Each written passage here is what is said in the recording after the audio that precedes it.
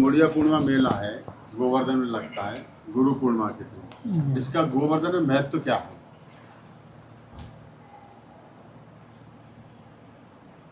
वैसे अगर देखा जाए, हमारी भारत भूमि जो है पावन भूमि है और हमारे ऋषि मुनियों की भूमि है।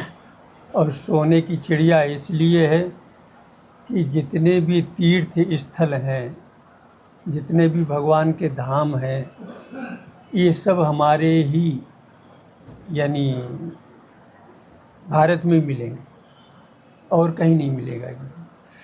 तो यहाँ पर यानी एक तो भगवान का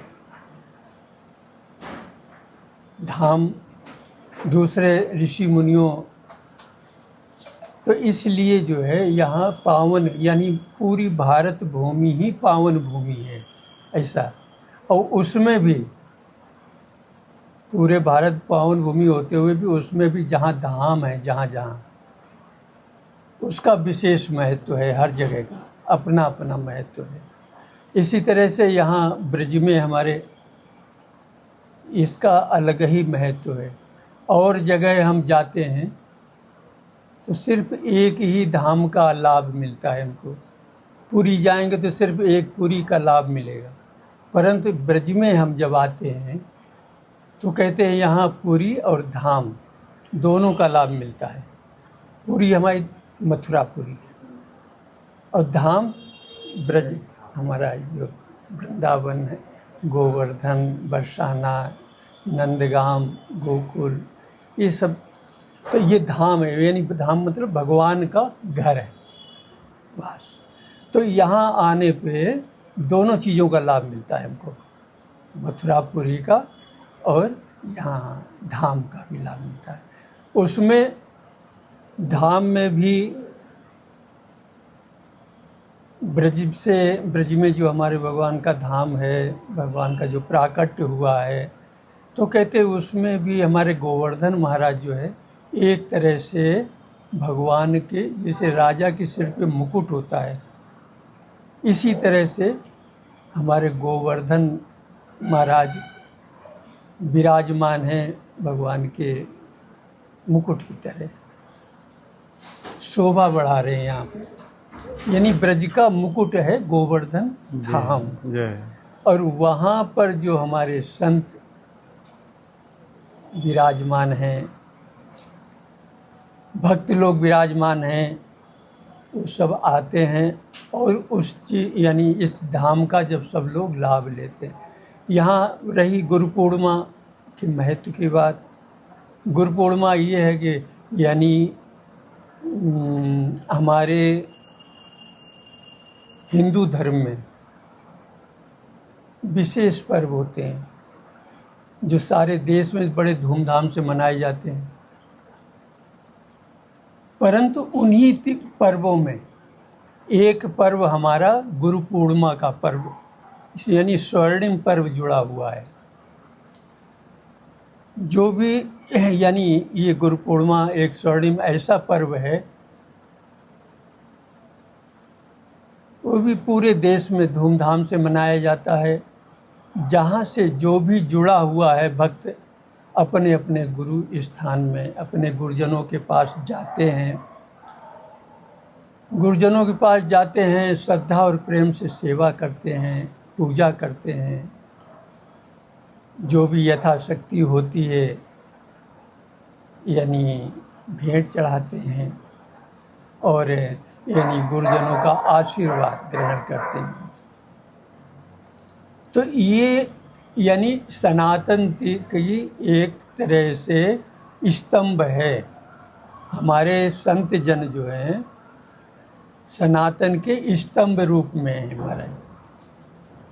और इस स्तंभ के नीचे यानी जो भी भक्त जुड़े हुए हैं वो लाभ ले रहे हैं मेरा। दूसरे जैसे हम वैसे तो बताते हैं ना, अति प्रचंड रघुपति की माया, भगवान की माया बड़ी प्रचंड है। यानी जैसे आटा की चक्की होती है ना, गेहूं डालो पीस देती है महाराज, आटा बनाओ तो आटा मैदा बना देगी महाराज। इसी तरह से उसमें एक कहते हैं ना कील होती है, धुरी धुरी होती है महाराज। चाहे कितना ही उसको चक्की चलाओ, अगर उस धुरी के पास में कोई भी दाना अगर पहुंच गया तो चाहे कितना भी चक्की चलती रहे महाराज, उसका बाल बांका नहीं होता है, कभी बाल बांका नहीं होता है। तो इसी प्रकार जीव जो है एक जीरो शून्य की तरह है, जो भी हम जीव है शून्य की तरह है। वैसे शून्य का कोई महत्व नहीं होता है, कोई बरकत नहीं होती, परंतु वही अगर अंक अगर लग जाए आगे बढ़ता चला जाता है। एक अंक अगर लगा दो आगे और इसके बाद जीरो लगा दो, तो अंक लगने के बाद 10 के बाद फिर एक अंक लगा दो तो 100, एक अंक फिर लगा दो तो 1000, यानी जीरो का कितना महत्व बढ़ जाता है। क्यों बढ़ता है? अंक लगा हुआ है पीछे। और अगर जीरो के आगे से अंक हटा दिया जाए, जीरो लगाने के बाद लाख तक जीरो लगा दिए और अंक अगर को हटा दिया जाए, क्या कीमत है उसकी? कोई है महत्व? कोई महत्व। जीरो के बटा जीरो ही रह जाएगा। इसी तरह से हमारी जो जीव सनातन से जुड़ा हुआ है, जो भी मानव, जो भी व्यक्ति सनातन से जुड़ा हुआ है, परमात्मा से जुड़ा हुआ है, यानी परमात्मा की शरण में जो आया हुआ है, हमारे श्री गोवर्धन महाराज की शरण में आया है या बांके बिहारी की शरण में आए हुए हैं, तो कहते समर्पण भाव से अगर हम उनसे जुड़ गए तो हमारी कीमत भगवान की नज़रों में बढ़ती चली जाएगी, दिनों दिन बढ़ती चली जाएगी। और जो इससे अलग हटके जुड़ा नहीं है, दूरी बना के रखा है, तो कहते हैं उसकी परमात्मा की नज़रों में कोई भी कीमत नहीं है। जीरो ही बन के आया और जीरो ही बन के वापस चला जाता है महाराज। तो यहाँ पे इसलिए हमारी भारत भूमि महान है, पावन है कि यहाँ सनातन धर्म से हम सब लोग जुड़े हुए हैं। और सनातन धर्म ही एक ऐसा हमारा धर्म है जिसकी अगर कोई संकट उस पर आता है तो स्वयं भगवान अवतरित होकर प्रकट होकर के उसकी रक्षा करते हैं। धर्मो रक्षति रक्षिता, और उस धर्म की हम सब लोग रक्षा कर रहे हैं, है ना? उस धर्म की हम सब लोग रक्षा कर रहे हैं। तो कहते हैं धर्मो रक्षति रक्षिता, अगर हम धर्म की रक्षा करेंगे तो धर्म हमारी रक्षा करेगा। तो इसलिए हमारा तो यही कहने का मतलब है, जब भी किसी से कोई बात होती तो मैं तो यही कहता हूँ भाई कि जितना भी हो, जैसे भी हो, यानी भगवान से जुड़ के रहो। गुरु और गोविंद दो ही चीज़ें। देखो, सत्य स्वरूप देव हमारे यहाँ शास्त्रों में भी और हमारे महापुरुषों का भी कथन है कि सत्य स्वरूप देव दो ही हैं, दो के अलावा कुछ नहीं। कौन कौन है? कहते एक ईश्वर परमात्मा और दूसरा गुरु, सदगुरु जो होते हैं। कहते दो ही सदगुरु यानी सत्य स्वरूप देव हैं, और दो ही ऐसे हैं जो अगर इनसे कोई जुड़ जाता है इनको कभी धोखा नहीं मिलता, इनसे कभी धोखा नहीं है। इसके अलावा जो भी कुछ हमको दिखाई दे रहा है सब धोखा ही धोखा है महाराज। संसार एक धोखा ही है महाराज। मैं ये जानना चाह रहा था आपसे कि आप गोवर्धन में जो परिक्रमा लगाई जाती है गुरु पूर्णिमा, ये हमारी परंपरा शुरू से चली आ रही है।